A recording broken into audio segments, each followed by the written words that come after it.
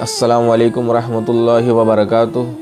دوستو، کراچی اجتماع ہر سال کی طرح اس سال بھی اپنے آب و تاب کے ساتھ جاری و ساری ہے۔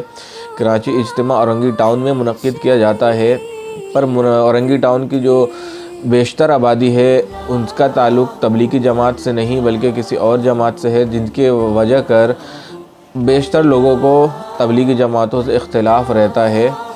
تو میری گزارش یہ ہے ان تمام دوستوں سے، ان لوگوں سے، بھائیوں سے کہ اختلاف رکھیں، بالکل رکھیں، اختلاف رکھنا آپ کا حق ہے، لیکن اختلاف رکھیں، نفرت نہ رکھیں۔ جس طرح ایک گھر میں بھی اگر دو بھائی کے درمیان اختلاف ہوتا ہے یا باپ بیٹے کے درمیان اختلاف ہوتا ہے، پر کوئی مصیبت یا برا وقت آتا ہے تو وہ بیٹا یا باپ یا بھائی جو ہے لبیک کہتا ہے یا مدد کرتا ہے، کام آتا ہے۔ تو اسی طریقے سے اختلاف آپ بھی رکھیں، لیکن اگر کبھی ضرورت پڑے ایز اے مسلم، دونوں آپ صلی اللہ علیہ وسلم کا کلمہ پڑھتے ہیں، ماننے والے ہیں، تو بالکل ایک دوسرے کے کام بھی آئیں۔ یہی اسلام ہمیں سکھاتا ہے، اور یہی میرے خیال سے تبلیغ جماعت والے اجتماع میں بھی یہی درس دیتے ہیں، یہی سکھاتے ہیں۔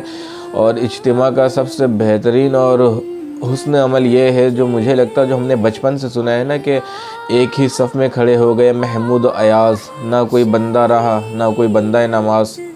میرے خیال سے اس شعر کا حقیقی پس منظر جو ہے نا اجتماع میں نظر آتا ہے، کوئی مانے نہ مانے، کیونکہ وہ واحد ذریعہ ہے اجتماع جہاں بالکل ارب پتی، خرب پتی، کروڑ پتی جو بھی بندہ آ جائے، وہ ہو یا ایک آپ کا علاقے کا ٹھیلا فروش جو سبزی یا فروٹ بیچتا ہو ٹھیلے میں، وہ دونوں ایک ہی ساتھ وہاں پہ نظر آتے ہیں، ایک ہی جگہ سے وضو کرتے نظر آتے ہیں، ایک ہی جگہ نماز پڑھتے، بیٹھتے، درس سنتے۔ اور اگر آپس میں ان کا کبھی ٹکراؤ ہو جائے راستے چلتے میں بھی اجتماع کے اندر، تو عام معاشرے میں ہمارا یہ ہوتا ہے کہ جو امیر بندہ ہوتا ہے وہ اختلاف رکھتا ہے غریب بندے سے، اور غریب معافی مانگ رہا ہوتا ہے کہ مجھے معاف کر دے، پر اجتماع کی کنڈیشن الگ ہوتی ہے۔ وہاں پہ غریب بھی امیر کو بولتا مجھے معاف کر دے، تو امیر بھی آگے سے کہتا ہے کہ نہیں میری غلطی ہو گئی، مجھ سے غلطی ہو گئی تو مجھے معاف کر دیں۔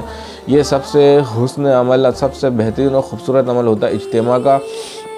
اور باقی ایک گزارش یہ ہے کہ جو ہم اجتماع میں سیکھتے ہیں، اسلام کے جو احکامات ہیں، اسلام کی جو خوبصورتی ہے کہ لوگوں سے کس طریقے سے ملنا ہے، بات کرنا ہے، لوگوں کے کام آنا ہے، لوگوں کی غلطیوں کو درگزر کرنا ہے، نظر انداز کرنا ہے۔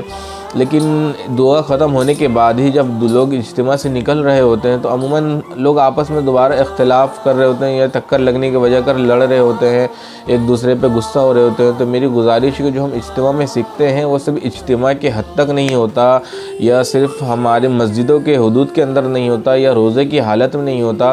اسلام جو ہے مکمل ضابطہ حیات ہے اور مکمل کامل دین ہے، تو وہ ہمیشہ کے لیے ہوتا ہے۔ اسلام کے ہم کوئی بھی عمل کو سیکھتے ہیں تو اس کو ہمیں ہمیشہ کے لیے لاگو کرنا ہوتا ہے۔ تو میری گزارش ہے جو ہم اجتماع میں سیکھتے ہیں اسے عام زندگی میں بھی اگر ہم لاگو کریں، اس پہ عمل درآمد کریں، تو کافی افاقہ حاصل ہوگا، ہماری زندگی میں کافی آسانی ہوگی۔ اللہ تبارک و تعالی ہم سب کو حق و سچ جاننے کی توفیق عطا فرمائے اور ایک دوسرے کی غلطیوں کو درگزر کرنے کی توفیق عطا فرمائے۔ اللہ تبارک و تعالی ہم سب کو حامی و ناصر ہو۔ اللہ حافظ۔